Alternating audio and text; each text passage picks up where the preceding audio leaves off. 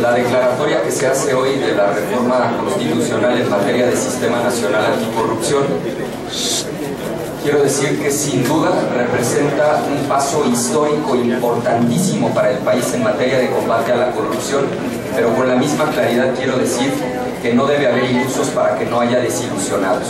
Es tan grave la corrupción que vive nuestro país que nos va a tomar una década entera limpiar los alarmantes niveles de corrupción que padecemos. Recordemos que la corrupción se estima nos cuesta en México 1.5 billones de pesos todos los años. Esto es el equivalente a 45 veces el presupuesto de la UNAM cada año. Es el equivalente a 10 veces lo que va a costar el nuevo aeropuerto internacional de la Ciudad de México. Transparencia Mexicana estima que la corrupción solo a los hogares mexicanos les cuesta más de 32,000 millones de pesos al año.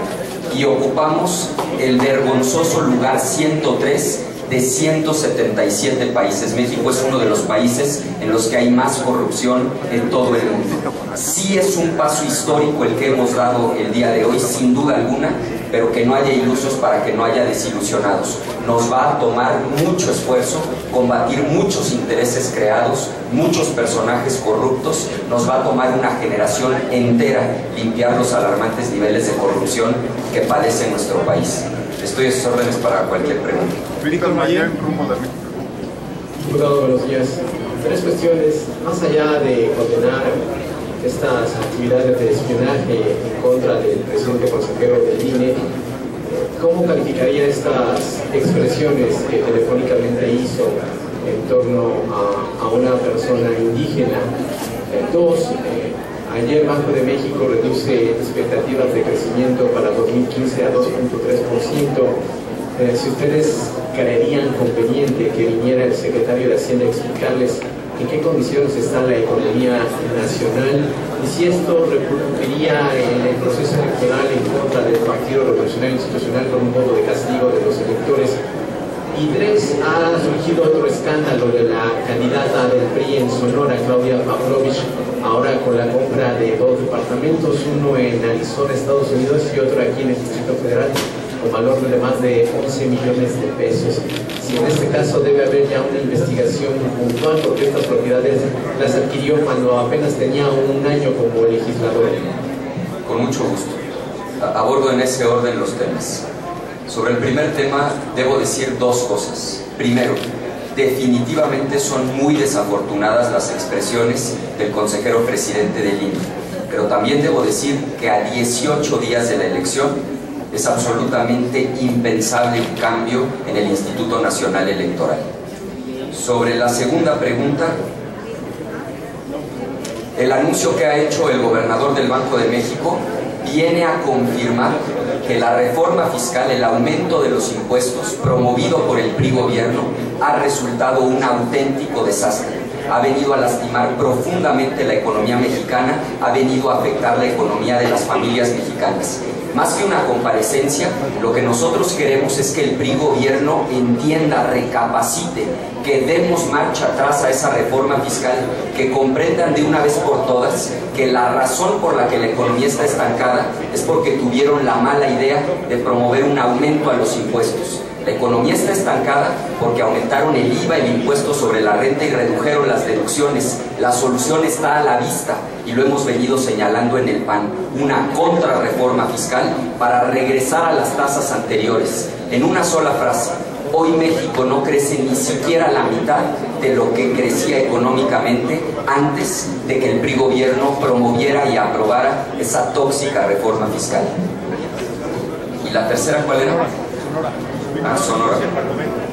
No, por supuesto que son... El escándalo de Claudia Pavlovich. No, por supuesto que es gravísimo lo que se escucha y lo que hemos conocido en los medios de comunicación. Le exigimos a las autoridades una investigación a fondo, una investigación objetiva, seria. Ahí están los datos concretos del inmueble del que se trata. Esto debe implicar una investigación a fondo. Basta ya de corrupción en nuestro país. Basta ya de impunidad. Quien cometa un acto de corrupción debe de ser sancionado sin distingo partidista. ¿Con eso? ¿Qué tal, diputado? Muy buenos días. Tres cosas que me gustaría que me comentaras. Primero, Ayer el secretario de Gobernación, señor Ochoa, comentó que el país no está en llamas. Entonces, ¿en qué situación está el país? No es un comentario sobre esto. También Cartes habla de que otra vez no se va a crecer a lo que se había ofrecido, sino que sí a la base de crecimiento, pero todo va tranquilo. Y en el caso de Guerrero, ahí están las policías comunitarias, hay levantones. ¿Qué está pasando en Guerrero? Con mucho gusto. Si le parece, sobre la pregunta 2 sobre el tema económico, me remitiría a lo que he expresado, me sostendría en lo que ya he dicho. Sobre la primera y la tercera pregunta, que están relacionadas, en el Partido Acción Nacional sostenemos que la violencia en el país se ha exacerbado. Nos preocupa profundamente lo que ha ocurrido en Jalisco, en Tamaulipas, en Guerrero, en Michoacán. Son muchos los focos rojos. No ha disminuido la violencia, se han disparado delitos que lastiman profundamente a la sociedad, como el secuestro, la extorsión, el robo a casa habitación. Hace casi 3 años los priistas vinieron a decir que era cuestión de hacer un cambio de estrategia. Es hora que no nos pueden explicar en qué consiste el cambio de estrategia. No ha disminuido la violencia y sí se han disparado estos delitos.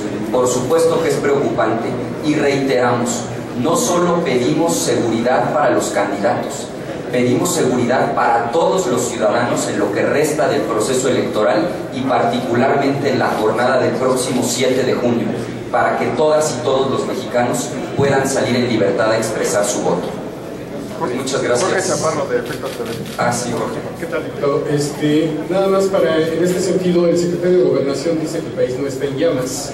Entonces, ¿usted refutaría esa aseveración del secretario de Gobernación con base en estos argumentos que ha mencionado Jalisco, Guerrero, Oaxaca, Michoacán? El país no está en llamas, pero está en inseguridad. ¿Cuál es el panorama que usted ofrece? Más que referirme a su metáfora, lo que yo sostengo es que la violencia se ha exacerbado en el país. Está a la vista lo que está ocurriendo en Jalisco, en Michoacán, en Tamaulipas, en Guerrero. Sí es preocupante. El primer paso para resolver un problema de esta magnitud es reconocerlo. Reconozcamos que hay violencia en el país, que se han disparado el secuestro, la extorsión, el robo a casa habitación, y cerremos filas para resolver este problema. Y por supuesto sigamos exigiendo a las autoridades que garanticen condiciones de normalidad en lo que resta del proceso electoral, pero particularmente el 7 de junio, para que todas y todos los ciudadanos puedan salir en paz, con tranquilidad, en libertad a ejercer su voto. ¿Se minimiza o se miente al hablar en este sentido? No conozco el contexto e insisto, más que referirme a su metáfora, tenemos posición propia y nuestra posición es que es definitivamente preocupante el nivel de violencia que estamos viviendo en nuestro país.